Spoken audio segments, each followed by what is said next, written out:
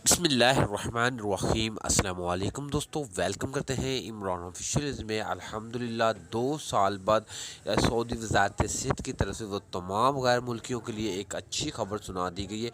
तकरीबन 2 breaking news बनती हैं, वो आपके साथ शेयर करते हैं। वो आप किसी भी ममालिक से ताल्लुक़ रखते हैं, इंडिया, पाकिस्तान, बांग्लादेश, अगर आप सऊदी अरब में मुक़ीम हैं या फिर सऊदी अरब से बाहर सऊदी अरब का सफ़र करना चाहते हैं, तो आपके लिए ये वीडियो बहुत ख़ास है, क्योंकि सऊदी वज़ारत सेहत की तरफ से इंतहाई अच्छा और शानदार ऐलान हो चुका है। तो मेरा भाई, मुकम्मल डिटेल जानने के लिए वीडियो को लाइक और चैनल को सब्सक्राइब करें और वीडियो को ज़्यादा से ज़्यादा शेयर करें, ताकि इस तरह की लेटेस्ट अपडेट सबसे पहले आप तक पहुंच जाए।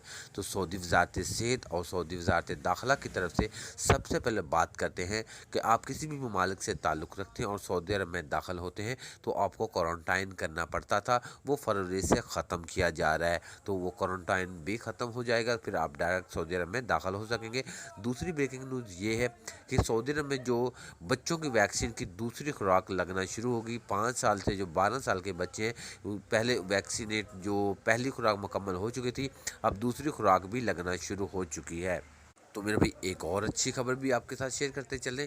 तो बात यूँ है कि जैसे ही रमज़ान शुरू होगा, तो इन लोगों ने अभी से तैयारी मुकम्मल शुरू कर दी है कि दस्तरखान किधर लगेंगे और नमाज तरावी किधर पढ़ी जाएगी और कौन सी पाबंदी लगाई जाएगी। तो इंशाल्लाह इस तरह की कोई भी बात पाबंदी नहीं लगी, नमाज पढ़ी जाएगी, लेकिन SOPs की खिलाफवर्जी आप नहीं करेंगे तो आपको मुकम्मल मसाजिद खोलने की इजाज़त मिल चुकी है।